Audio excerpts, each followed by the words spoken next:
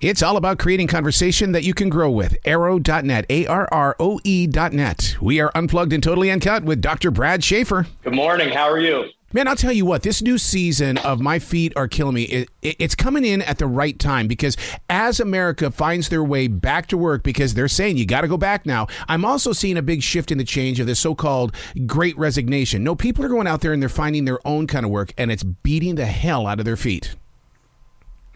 I couldn't agree more. We're seeing patients in my office, and I work right near Central Park in the Upper West Side in New York City. And patients are walking around. The city's bustling again, and people are having some foot pain. A lot of the stuff that we're experiencing is like heel pain or ball of foot pain. You know, if women are in high heels or men are in, those stiff-soled shoes, those feet start to bark at you. So that's why this show's really good. We get to showcase everything that podiatrists can do. Well, and one of the things that I keep noticing, everybody wants to put on a fashion show as well. And even though you could hit some sort of shoe store, as long as I can get my foot in it, I'm fine until you put in a 10-hour day. That's true. I mean, even when I'm walking around the office or if I'm standing for long periods of time in surgery, I mean, my feet start to hurt too. It's normal. But, the people that are trying to look are very fashion forward, and they're wearing those nice shoes, walking down the street or, around the office for long periods of time. Yeah, sometimes fashion kills, man. It's definitely true. Now, on TLC's My Feet Are Killing Me, do you take on the issue of, I don't want to give this company a free plug because, I mean, I love what the pain relief that it's given me. But the thing about it is, though, is that if I'm relieving my body of the pain, am I not just disguising the pain and I need to, face the bigger issue? No, definitely not. If you're managing a problem, whether it be, plantar fasciitis or, like ball of foot pain, sometimes you can have nerve issues there. They're called neuromas. Those can be managed by inserts in your shoes. You can either do custom orthotics or maybe like Dr. Scholl's inserts. All of those things are really good to support the foot. Once that foot is alleviated, the inflammation will start to subside, the pain will go away, and then your body will heal it on its own. So, yeah, I hear what you're saying on that, but that's not always true. Once you support, you can definitely relieve for the long term. You bring up plantar fasciitis. Hopefully I said that right. And here's the thing. Yes, you did. What is it about that feels like your socks are between your toes? Are cells moving inside your foot, the front part of your foot? No, see, plantar fasciitis is heel pain. We have like a rubber band type thing on the bottom of our foot, and that's called our plantar fascia. Okay. So that really hits us in the heel. The thing that you're talking about is a neuroma, and that's something that I actually have myself in my left foot, and it's just from years of playing sports, jumping around on that area, and it creates kind of like a ball of sock feeling up there, and it's super frustrating. Sometimes you can alleviate it with padding and stuff, but other times you need injections and other type of regenerative medicine. Now, when you go in there, you were talking about when you're in the operating room and stuff like that. I mean, people look to you as being the magic man to help get them over it. But life afterwards is more important, isn't it? Because they've got to take care of themselves in the days after.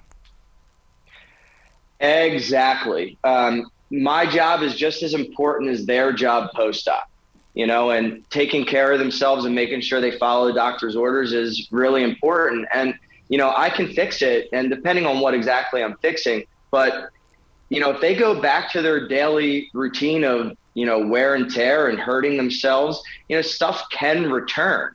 Now, I do everything in my power to not allow that, but depending on someone's activity, or if you're going right back into pointy shoes or, different things, you can have those issues definitely return. There's one thing uglier than the human butt, and that is the human feet. What do you do when somebody's got ugly toe syndrome? I mean, do you work on that too on My Feet Are Killing Me? Absolutely. No. Absolutely we do. Look, when someone has pain, that's one thing. When someone has shame, that's also another thing, and it's another form of pain.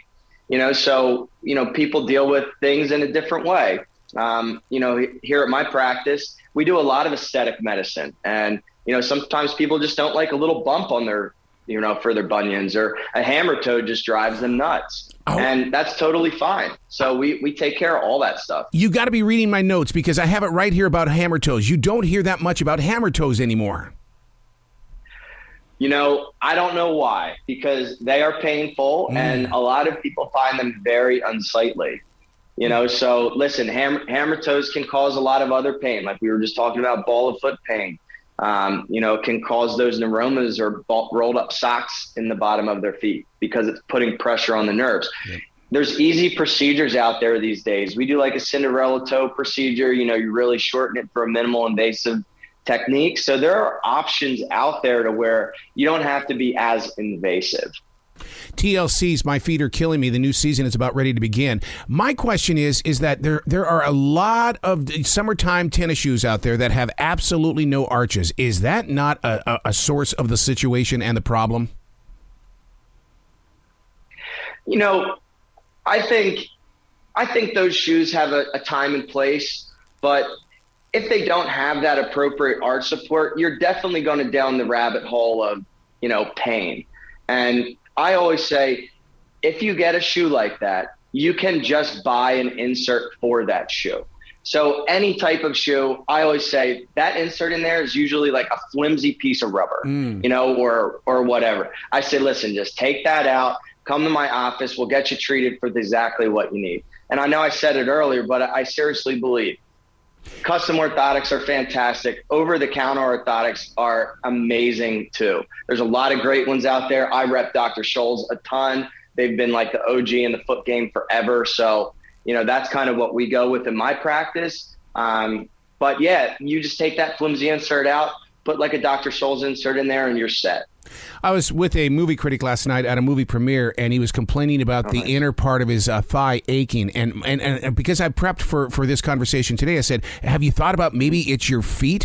Because when your feet are aching, doesn't that affect your hips, your thighs, your back? Oh, my gosh. So much. It's a cascading effect, and our feet are our body's natural shock absorbers.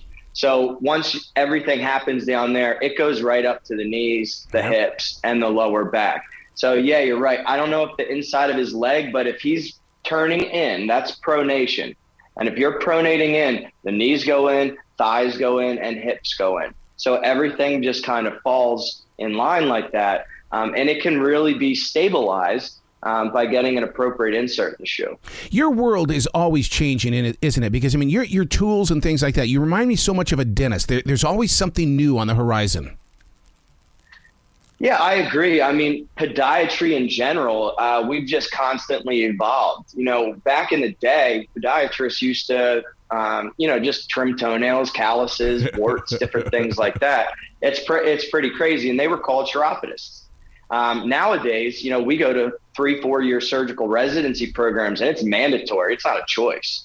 So we're trained as surgeons from Jump Street, and that's where I was 10 years ago. And now we're finally showing that on My Feet Are Killing Me, what podiatrists can do. And it's a lot. So now we are living in this world that's evolving into the metaverse. Do you see yourself connecting into that metaverse in ways that you'll be able to work on people anywhere in the world? Wow, that's pretty crazy to think about. Look, we do a lot of telemedicine now. COVID really, put that at the forefront where people need help, and you can just do it over, Zoom or whatever. So that's a nice outlet. As far as the metaverse is concerned, I'll be straight up. I don't even know if I've thought about that. Phone calls and Zoom and video, we can really reach anyone in the world with that. Now, doing a virtual exam and actually touching an avatar, I don't know. To be determined, man. Well, I can't to be determined. I don't know. I can't imagine how your world did change because of the Zoom and stuff like that. Because you are all about physical connection as well as up close and personal. How did you adjust to that? It's a flat screen. Yeah. What can happen, you can really get a broad sense of what's going on with the patient. One, you can hear their story and their journey and where their pain is. You can see them walk around. They can point to their areas. And most of the time, their problem, just say we can look at that and diagnose it through video. Now, the next step is obviously getting x-rays and determining what's going on internally. But yeah, for a first step, I mean, it's not too bad. It definitely works. How many injuries do people go through when, especially during these summer months and stuff like that, where they're not wearing socks because it's just not cool to wear socks in their shoes, and yet their feet are slipping all over on the inside of that shoe? I mean, there's got to be some sort of damage to the toes. I do it too. I just went to an event this past weekend for pulmonary fibrosis, and I got a horrible blister on my heel just because I tried to wear a new pair of shoes. And you know what? It almost ruined my night. You know, I was hobbling around, couldn't walk, and I'm thinking to myself, look at this awesome podiatrist just not following any of his rules. So shame on me, right? But listen, we all do it. We all do it from time to time, and you can get blisters. Your toes move forward, creating kind of like a jamming in the front of the shoe because, yeah, you slide forward. Your nails jam, and there's a thing out there called runner's toe. Yep. Now, when that toe jams in the front of the foot, you know, the toenail can really get damaged, get fungal, black and blue. And then the toe can get messed up too with the bones. So yeah, it's very true. Sometimes you have to do it though, right? Yeah. Like I said before, fashion can kill. On TLC's My Feet Are Killing Me, as you guys get ready for the new season, will you ever put focus on the aging of the martial artists who spent many years kicking those bags, but now their feet really are damaged? I would love that.